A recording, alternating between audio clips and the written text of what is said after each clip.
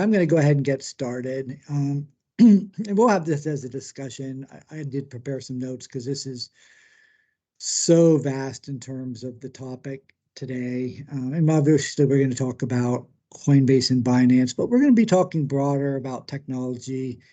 And as I was telling Randy, how we handle, digital assets and blockchain from a regulatory legislative standpoint, I think is an indication of how we handle other emerging technologies, and whether that's artificial intelligence, digital ID, whatever the next greatest thing is around the corner. And I'm concerned about our ability as a country to be able to handle that. Of course, I'm always hopeful, and the U.S. is greatest country in the world. But boy, I don't want to see jobs and technology go elsewhere. So with that, to help frame today's discussion, I'm going to cover some announcements from the past few days and weeks, and I've kind of grouped these into different categories. I'm going to cover the interesting, then I'm going to cover the hopeful, then I'm going to cover the suspicious, then we're going to talk about market movers, right? Binance and Coinbase. And then we're going to talk about kind of confusion, and I would throw in there a couple of topics that I would say will be popcorn worthy. And then we'll wrap it all up with what does it all mean? And this is, our view of what does it all mean. It doesn't by all means mean that it's right. So to start with the interesting, and this is no particular order, but these are related. So, these were headlines from the last probably 2 weeks. First one I'll cover was a recent House Financial Services Committee hearing, and I saw this on the news this morning, but Powell reluctantly said crypto appears to have staying power as an asset class. Now he did say it reluctantly. I saw the headlines, and then I went back and saw him actually speak, but he did say, like, reluctantly, yeah, it's here. Like he was good to mention, it's like, what was it a year ago versus now, but it's still $1.2 trillion asset class. Something he also recently stated, which I thought was interesting, is that we being the Federal Reserve, sees stablecoins as a form of money.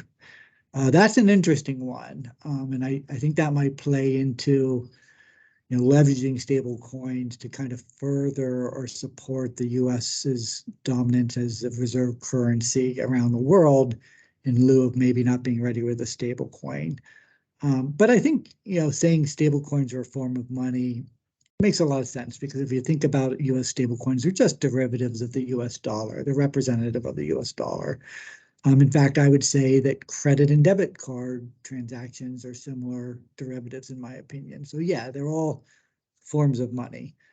Something else came out from the Federal Reserve, and Caitlin Long, I think she's the CEO of Custodial. She's got a little bit of a beef with the Federal Reserve right now, but the Federal Reserve made public a list of firms, some of them crypto, that are seeking master accounts at the Fed.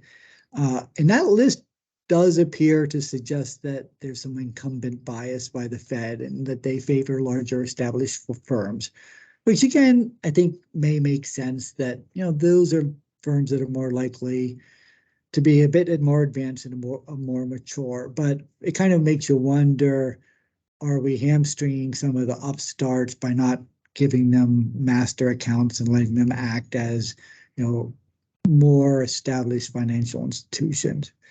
I mean, of course, anyone that wants to just stop me if you want to talk about any of these. I'm going to go through some of these, and then we'll kind of wrap up a group of topics, and we'll have some discussion if there's any, and I'll move to the next one.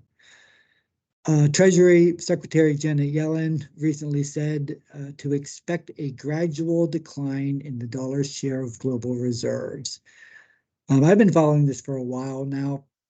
It's currently less than 60%. So what does that mean? It means that central banks around the world are holding U.S. dollars in their reserves at a rate of about 60%. So 60% of those assets are U.S. dollars, treasuries, things like that. It's worth noting that it was as high as 85% in the 70s before inflation, and then before the introduction of the euro in the 90s. Well, I think Yellen's statement was clearly related to the debt ceiling debate. I also believe it has a lot to do with the size of the debt and expectations on how well our country will be able to service that growing debt load. Saw something from the St. Louis Fed that shows America's debt to GDP ratio is about 120%. I used to tell people when it got to 90%, that was like usually a pretty big warning sign. We're at 120, and then the higher inflation doesn't help as well. And a lot of this is being driven by kind of COVID spending during 2020. And then quote from this week as well, maybe last week, Gary Gensler, who's been on the news quite a bit, said, we don't need more digital currency. We already have digital currency. It's called the US dollar. I don't agree with this because what a lot of digital assets and the underlying technology about is improving those underlying financial rails. And by doing so, reducing friction, lowering expense, increasing inclusiveness. I don't think it has to be a fight with the US dollar or a fight with the Fed. And they always say don't bet against the Fed. I'm in that camp as well. But I think some of the policymakers and some of the regulators have it wrong in that they're looking at this as a threat to the US dollar and not looking at the technology as a way of reducing friction, lowering expense, and increasing inclusiveness. And kudos to the NCUA for looking at it that way, where some other regulators aren't. Another thing that came out of a report this Tuesday was Bank for International Settlements, the BIS, and everyone knows I'm a fan of reading some of their materials. They argued that commercial banks tokenizing customer deposits could revolutionize the global financial system. So you've heard us talk about before the tokenization of all sorts of assets, tokenization of deposits, tokenization of art, tokenization of stocks, tokenization of anything. And it's the idea of taking real world assets or even digital assets and putting them on rails to improve that efficiency, in those rails being blockchain. Also this week, Monetary Authority of Singapore, the MAS, in collaboration with the IMF and other central banks, has proposed standards for using digital money, including central bank digital currencies or CBDCs, and tokenized bank deposits, which I just mentioned, on a distributed ledger. One of the interesting things about that Monetary Authority of Singapore and IMF project is they're working with online retailer Amazon, finance company Fazz, F-A-Z-Z, and super app creator Grab. They're all collaborating on a pilot to test escrow arrangements for online retail transactions, with the payments being released to the merchant only after the customer receives the items purchased.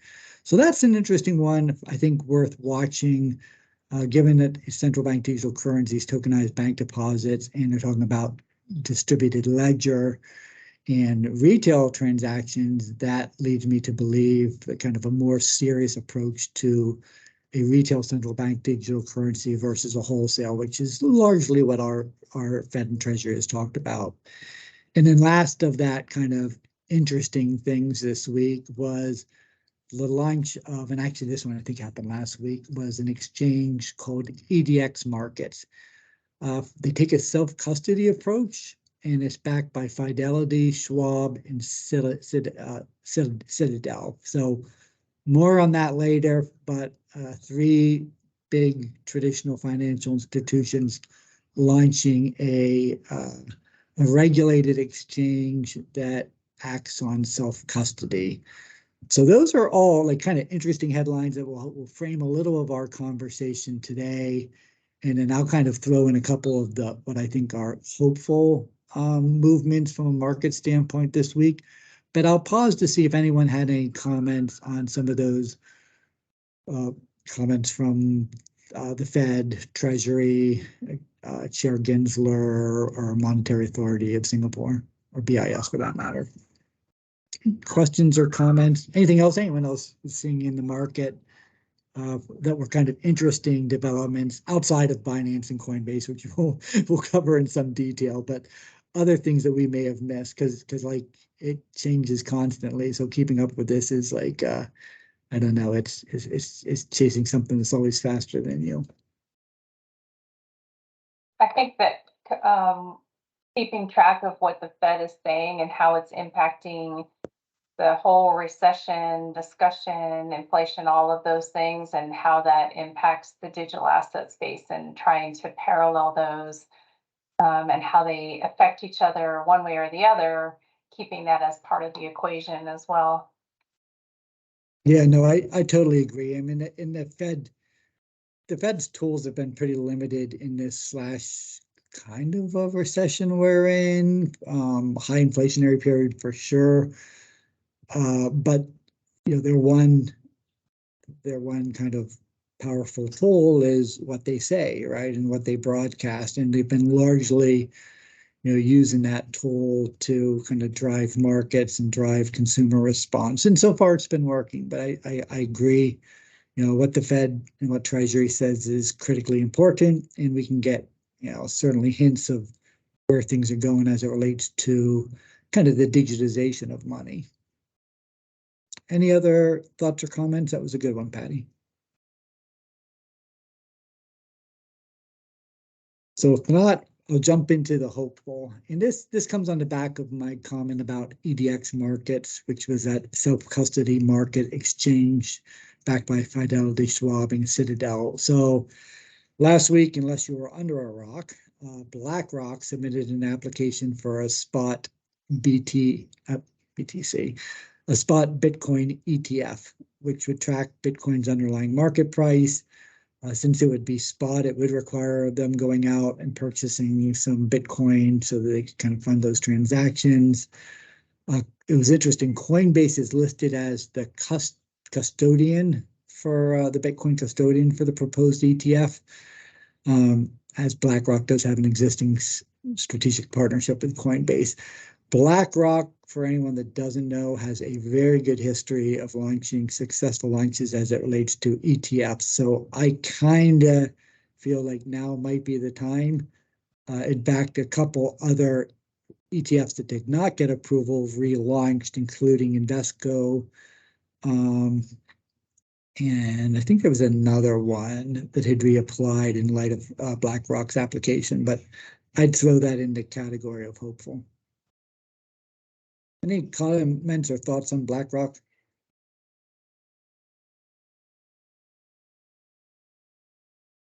All right, well, here I'll jump next to the suspicious. Anyone who knows me knows I love to occasionally throw in my conspiracy hat.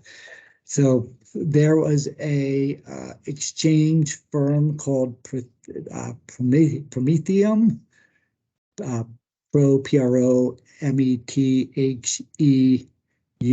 It's a subsidiary of Prometheum Ember Capital. They have received approval from the Financial Industry Regulatory Authority, or FINRA, as a special purpose broker dealer, SPBD, for digital asset securities. This approval allows Prometheum to custody digital asset securities on behalf of retail and institutional customers, and appears to suggest, as Gary Gensler has suggested, that there is a pathway for registration.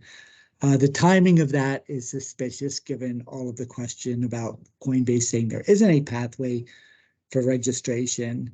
And the company's talking points reiterate a lot SEC's talking points. There's a lot of close relationships between the SEC employees and Prometheum's employees, a lot of kind of rotating doors going on there. And then apparently the company has some ties to China. So all of that is a little suspicious, but nevertheless, we did see a kind of broker-dealer that is going to deal in digital asset securities get approved, and that was Prometheum. There is a great Twitter thread. I'm trying to think who did it, who wrote it, that goes into all of the suspicious details around that, and I think there'll probably be some questions from Congress ultimately in that approval of that particular institution. But it does speak to the point that, you know, at least one has been approved. And then I'll jump into the market moving for a second here, but let me just put this on pause 1 second. I'm going to step away. I'll be right back.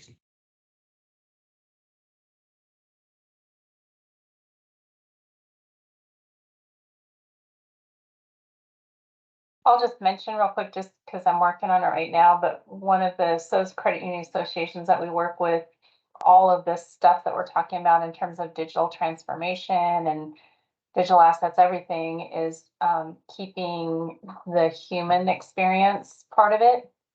So we talk a lot about digital transformation, but how are we making sure that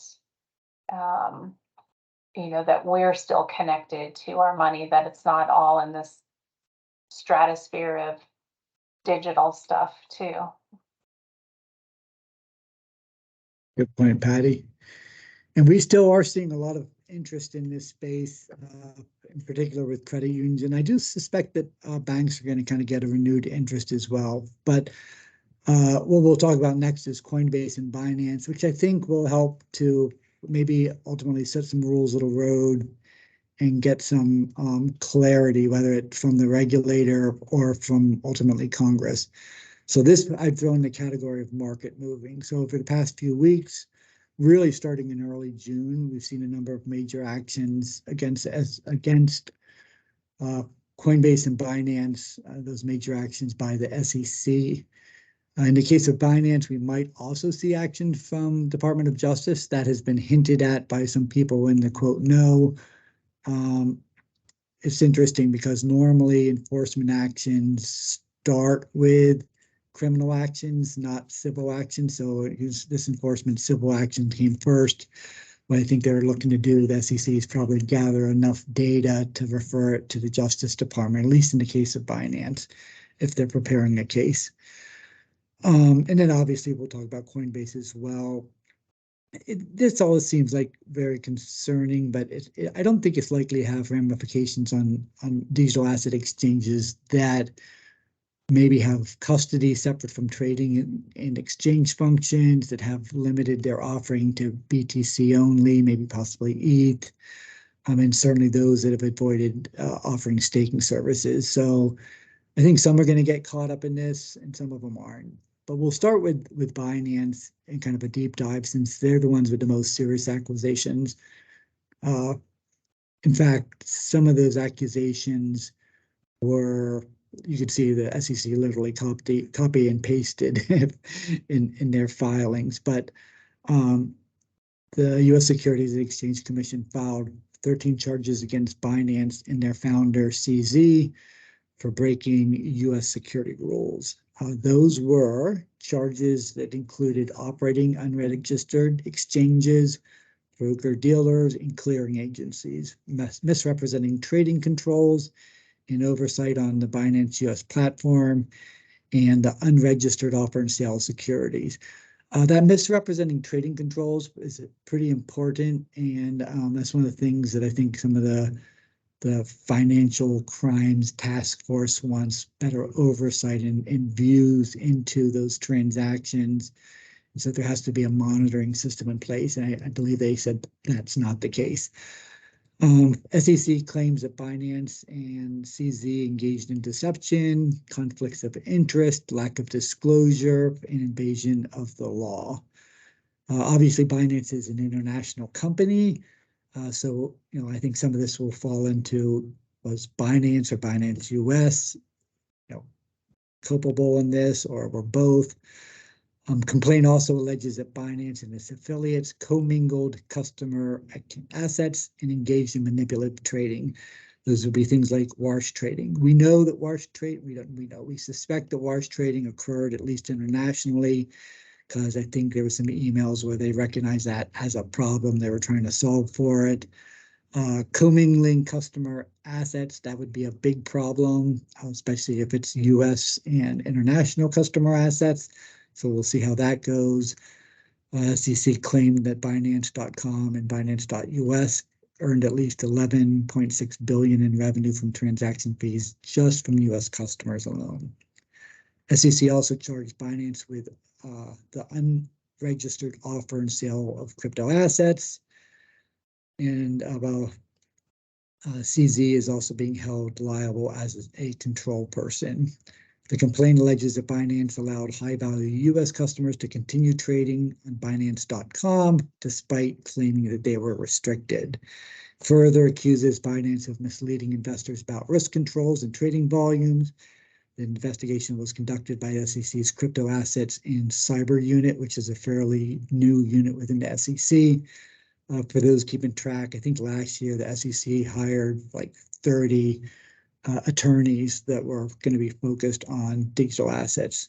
As part of SEC's case against Binance, the SEC employed their most powerful litigation weapon, which would be seeking an emergency temporary restraining order, or a TRO, to basically freeze Binance's assets. The SEC petitioned the District Court of Columbia, DDC, for that temporary restraining order to seize Binance's U.S. assets. That, by the way, did not happen. So amidst the ongoing leading procedures over the past few days, U.S. District Judge Amy Berman Jackson took into consideration the interests of the market and investors, made a decision. She dismissed the temporary restraining order that would have frozen the assets of Binance US. This further allows the company's US arm to resume its operations. Alongside this, Binance has engaged in discussions with the SEC to set any additional necessary restrictions. The judge stressed the importance of collaboration between Binance US and the SEC. So basically, they are to negotiate. She urged them to engage with a magistrate judge and find a mutually agreeable resolution. The goal of the collaborative effort is to ensure the safeguarding of customer funds while avoiding or evading a complete shutdown of the exchange. An agreement between the SEC and Binance's U.S. arm was announced late on Friday to ensure that Binance U.S. employees, only those employees, can access customer funds in the short term. So making sure that there's a firewall between Binance US and Binance International. However, in an exciting turn of events today, literally today, a motion has been filed by lawyers representing Binance US, Binance Holding Limited, which is a global exchange, and CZ. That motion alleges that the U.S. Securities and Exchange Commission provided misleading statements regarding the ongoing securities lawsuit. According to Binance's lawyers, SEC statements have led to the belief that the SEC has misled the public about the case. So, very interesting. There is going to be a lot of going back and forth between the attorneys.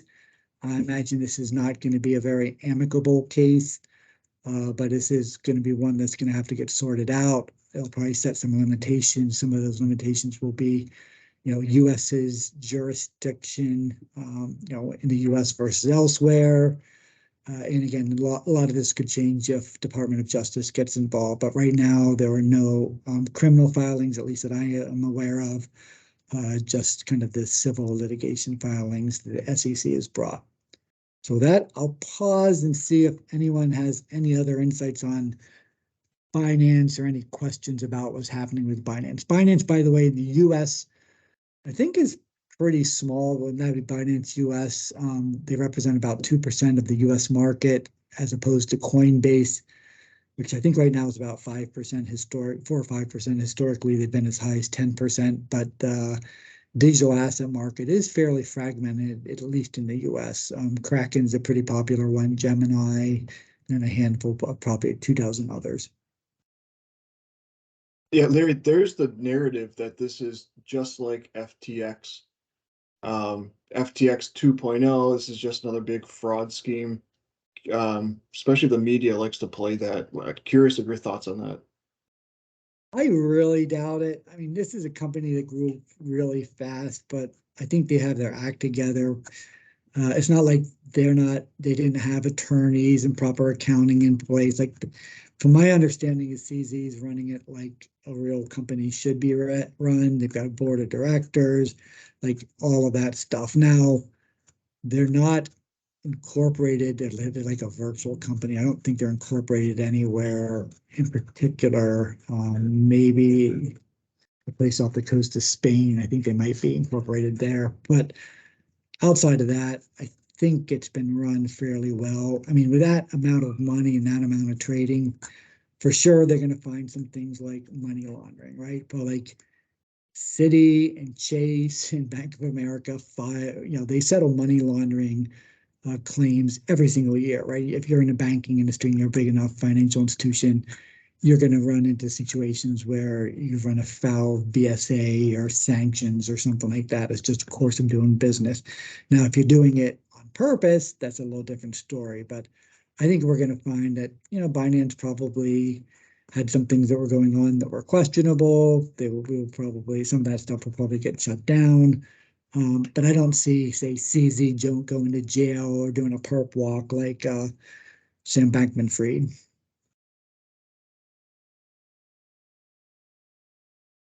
Question and comment.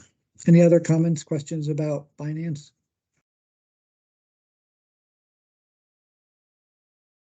So, and Josh, I know we had a couple texts that came in. Just if anyone has questions on text, you'll just raise that. But let's talk next about Coinbase. So, as we all know, SEC not just sued Binance, but sued US-based crypto exchange Coinbase for operating as an unregistered broker. This was not a surprise to anyone because Coinbase has previously received a Wells notice from the SEC. Wells notice is SEC's little way of giving you a heads up they're going to be going after you. You can pretty much respond to that Wells notice, but it's not really going to change anything from my understanding. What the SEC claimed is that Coinbase operates a trading platform in the U.S. For U.S. customers to buy, sell, and trade crypto assets, which I think, yeah, that's legitimate. Coinbase is the largest crypto asset trading platform in the U.S. with millions of customers and billions of dollars in trading volume. Most of these are facts. These weren't really anything kind of illegal, suspicious that they were doing. Except maybe this next one. Coinbase combines the function of brokers, exchanges, clearing agencies without registering with the SEC. So the argument is going to be Coinbase never registered with the SEC. Brian Armstrong's argument is going to be, I came in and talked with you guys lots of times. You guys haven't provided a path for registering and certainly getting past that registration. And I think that's a legitimate argument. But again, what do I know? I'm not an attorney. Coinbase has earned billions in revenues by collecting transaction fees without providing the required disclosures and protections. That I don't know. I know anytime I've traded with Coinbase, I have had to read disclosures, but there's certainly some protections. Are they the same as what you would see with a security? Maybe not. Then probably goes the question, are these things securities versus commodities or digital assets? Hard to say what the courts decide, but again, that's going to be for the lawyers to sort out. The Securities and Exchange Act of 1934, so fairly old act, established regulations for national security markets to protect investors and ensure fair markets. I think the argument will be, does a law from 1934 really address today's kind of technology? I think the same argument could be made as Constitution that was written 200 plus years ago. Does that still applicable today? I think it is, but, it'll be interesting to see if that's an argument made in terms of the 1934 Act. Since 2019, Coinbase has operated as an unregistered broker, exchange, clearing agency, defying regulatory structures. One of the interesting things is Gary Gensler started his reign at the SEC after the SEC got approval to do this public listing. So he really wasn't involved in that. So it's really probably taking a different approach. I also think I also think Gary Gensler probably has, desires to ultimately be like a Treasury Secretary. So he does seem to be playing a little bit more of a political approach to this as opposed to a pragmatic approach to this. Not everyone within the SEC. Hester, what's that? Anyone remember Hester's last name? She's another SEC head over there. Hester Pierce, I think. She very often dissents to Gary's points. So again, they don't have consistent agreement necessarily at the SEC. In fact, the release of the Hinman emails, I think, points to that, and I'll talk to that here in a bit as well. They also claim Coinbase is operated as an unregistered broker through Coinbase Prime and Coinbase Wallet Services. Despite offering crypto assets that qualify as securities, Coinbase has evaded registration and disclosure requirements. Now, obviously, this is the SEC saying that those assets qualify as securities. That is not definitive yet, and that will be defined in court. There was a list in both cases about probably 24 securities that were identified for Binance and identified for Coinbase. Probably a dozen and a half overlapped. Those would be the ones I'd be focused in on. SEC really, to win that portion of it, only has to make the argument and win the argument that just one of those out of that batch are securities. What's interesting is a number of the ones that were not listed, which I think makes sense, were ones like Bitcoin, Bitcoin Lite, Bitcoin Cash, Ethereum, ones that you think about a Coinbase, what they originally offered, or Binance, what they offered. Most of those were some form or another a derivative either from Bitcoin or Ethereum. Ethereum has been widely speculated to not be a security because it's past the statute of limitations and operates pretty independently or decentralized. Bitcoin has always been decentralized, and Gary Gensler, as well as previous commissioners, have said that Bitcoin is not a security, but it's a commodity. Coinbase's parent company, CGI, is also implicated in violating the Exchange Act provisions. Coinbase has knowingly offered, sold investment contracts without complying to security laws. And the one that I think the SEC has probably the best chance of winning, Coinbase has offered a staking program that qualifies as an investment contract and security, but hasn't registered it with the SEC. That's the one that may pose some real issues. And then the last bullet that they had listed in their account was lack of registration deprives investors of essential information and violates the Security Act of 1933. So I'll pause there. There's a bunch of things that happened post the SEC publicly going after and suing Coinbase. And we'll talk about those, what those things were. But let me pause and see if there are any questions about what the SEC claims Coinbase is doing and what they may or may not be doing. Again, not an attorney, so.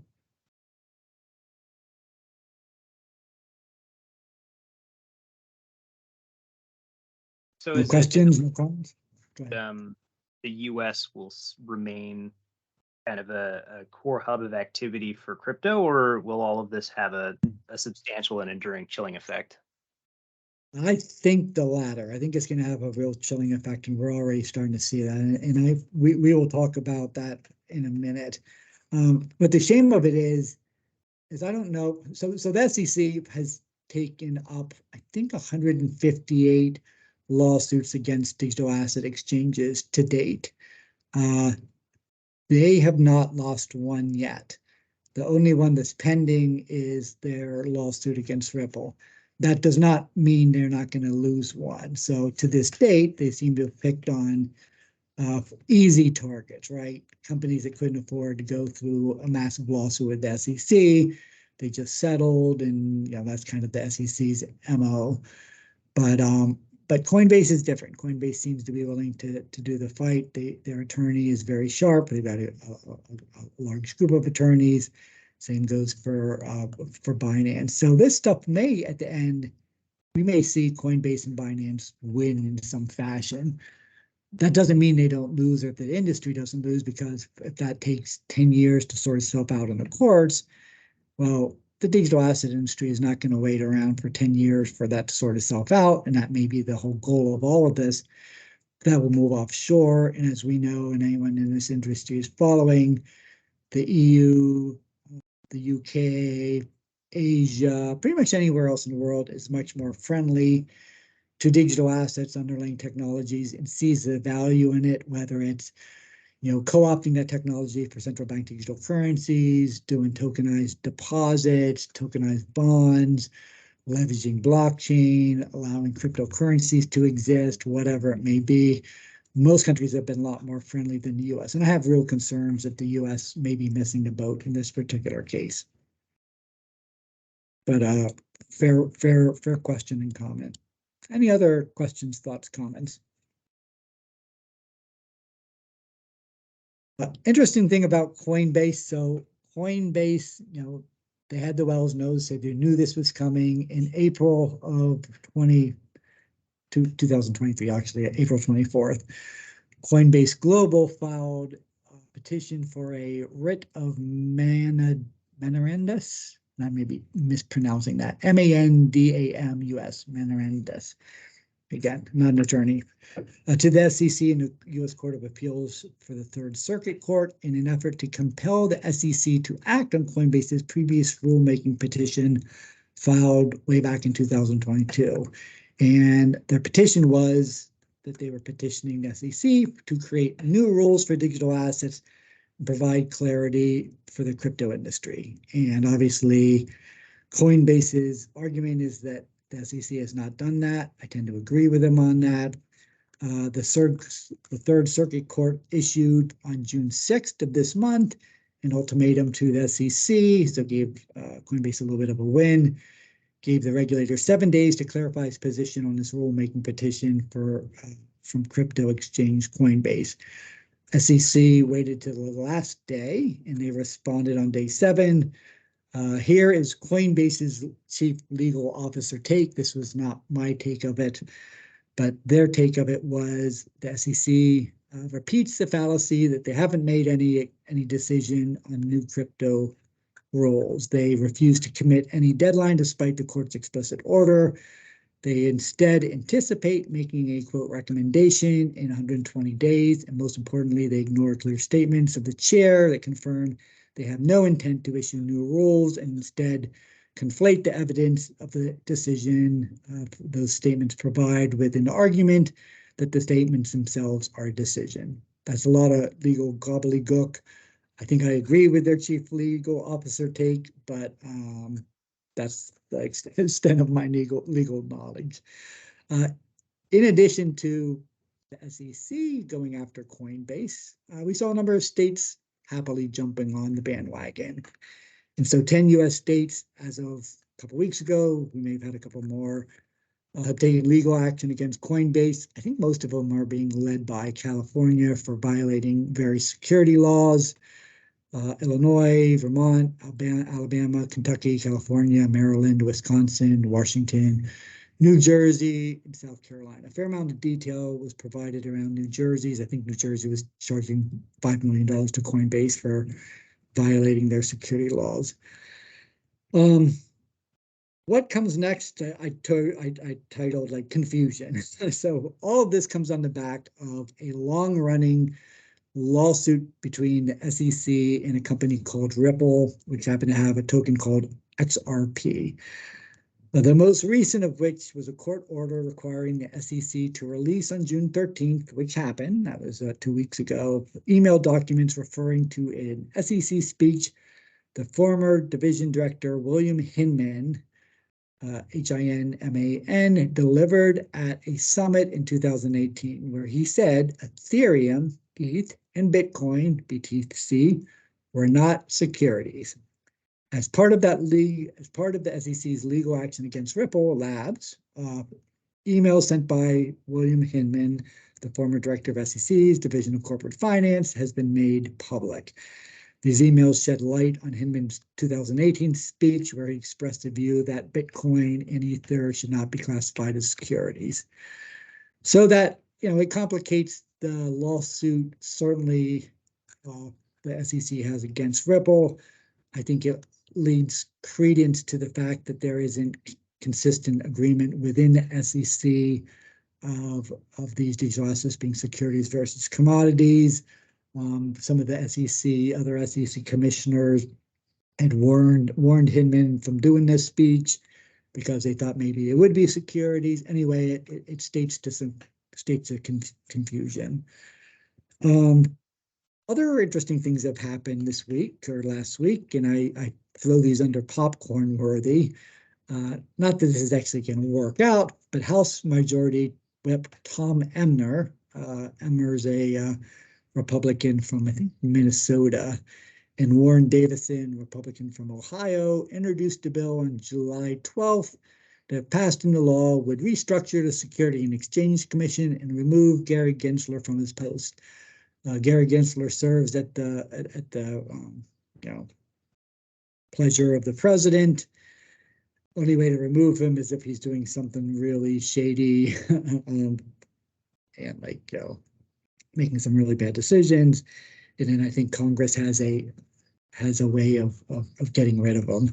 I don't think that's going to happen, but I think it was more just kind of political positioning.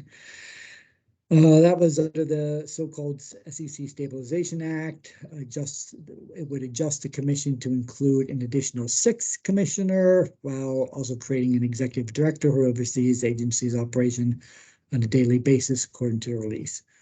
Additional popcorn worthy is a series of recent bills in Congress. So we've seen a number of crypto stablecoin bills work their way through Congress, through the legislative branch.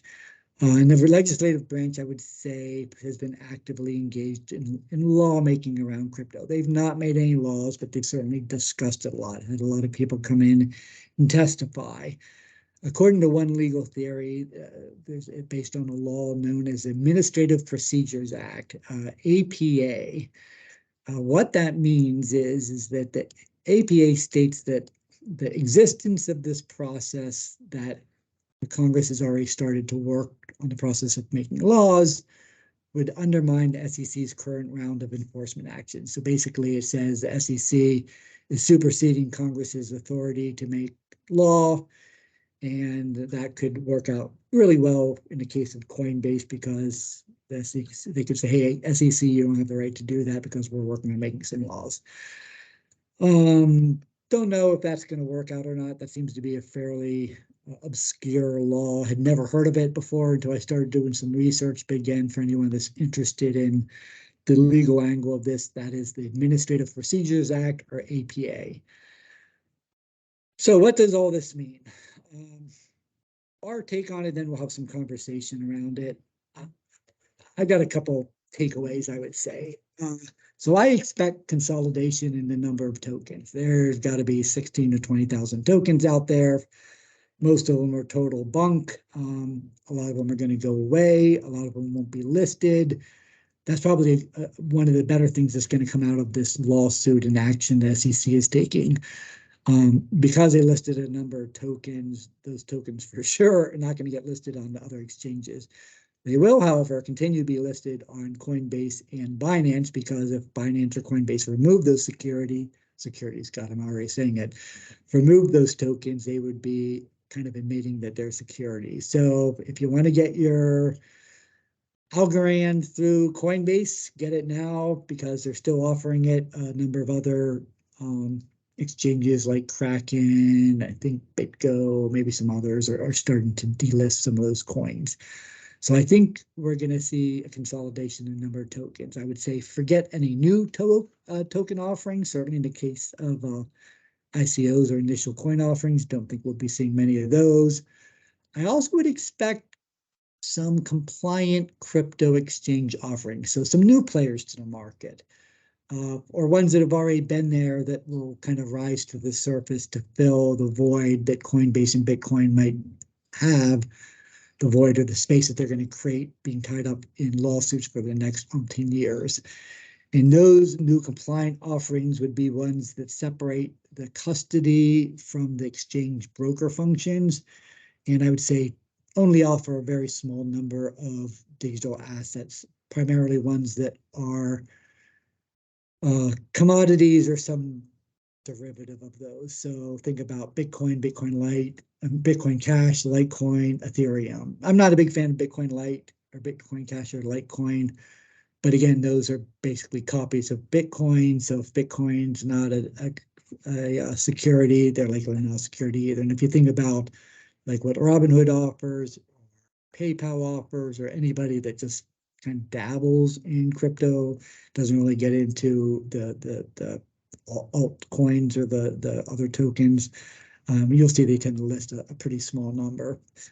And a recent example of kind of this compliant exchange offering would be the recently announced EDX markets. That's that self-custody one backed by Fidelity, Schwab, and Citadel.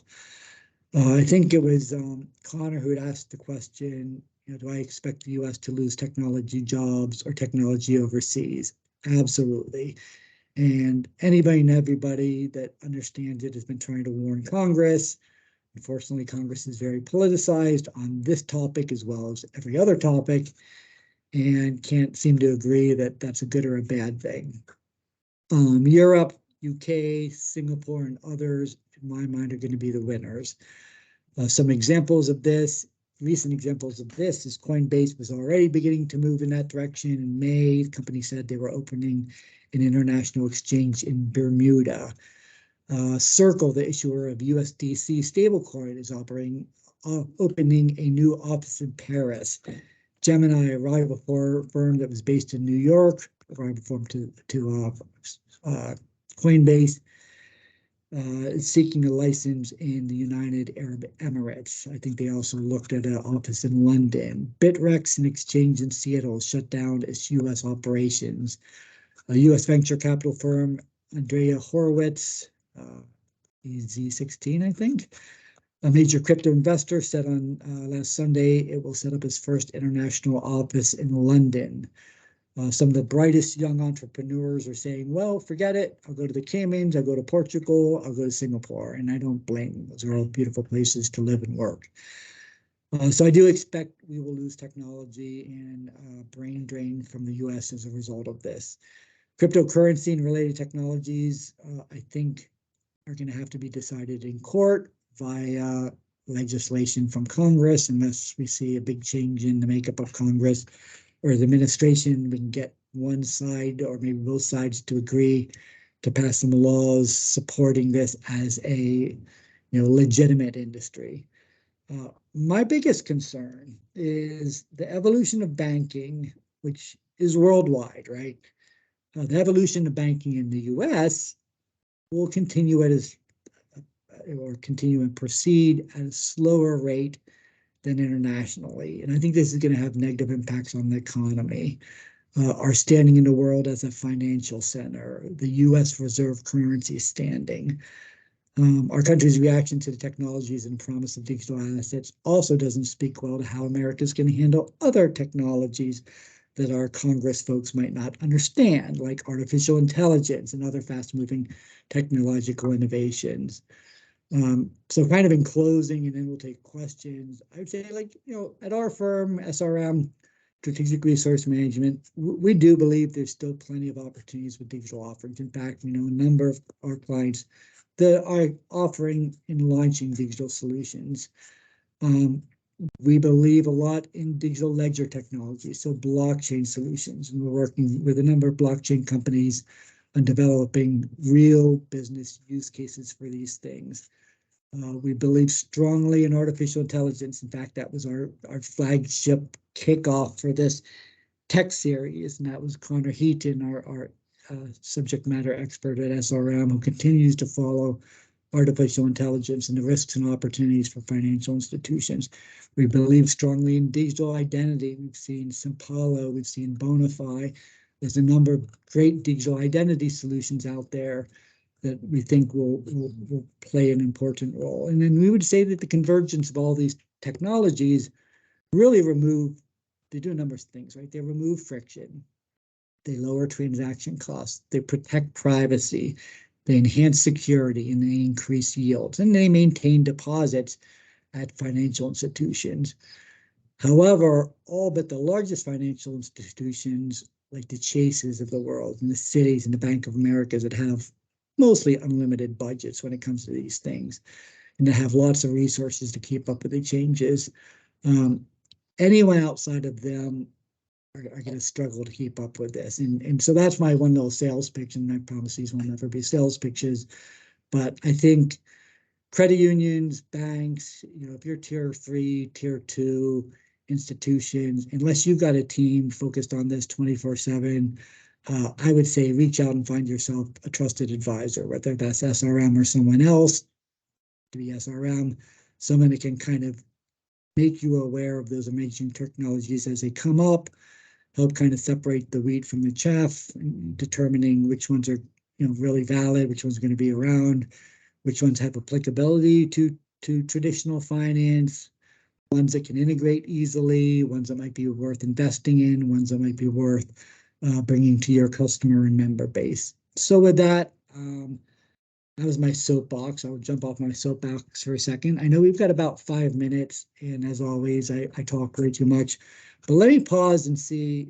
I just would love to get people's comments, thoughts around, like, is this way off? Do you all have the same concerns that I have about, Congress and the U.S. maybe missing, and again, even if it's not related to digital assets, but missing the opportunity to really grasp technological innovation. I mean, open banking is a good example, right? Open banking in Europe took off well before the US. EMV, contactless. I mean, we could go on forever and ever. But with that, let's open up the floor to questions, thoughts, comments, and see if anyone else has some input.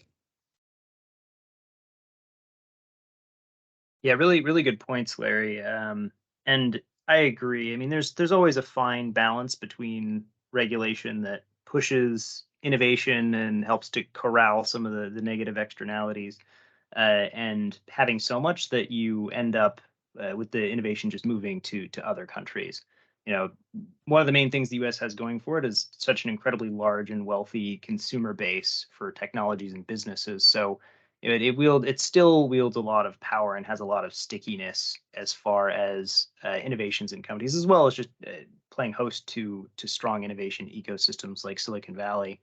But companies already outsource their manufacturing wherever they can. A number of types of research over the years have relocated to different countries, and certainly with AI technologies, it's an open question. The EU is looking chillier than the US right now for that, but it's hard to say where it'll go. And Japan has pretty much declared open season in some respects, right, as a clear bid to try to attract business and startups and new investment, as things are moving so incredibly quickly. So it's always a fine balance, and the sort of danger of the game theoretic answer is if we ignore regulation to appeal too much to innovation, then we can end up with worse outcomes. But you have to have exactly that right balance so that you don't chase innovation away and thus have no control of it, and still providing some level of steer, and hopefully educated steer, which as Larry, you've noted, is very difficult for Congress, and particularly where partisan politics get in the way, which, yeah, as you noted, is everywhere.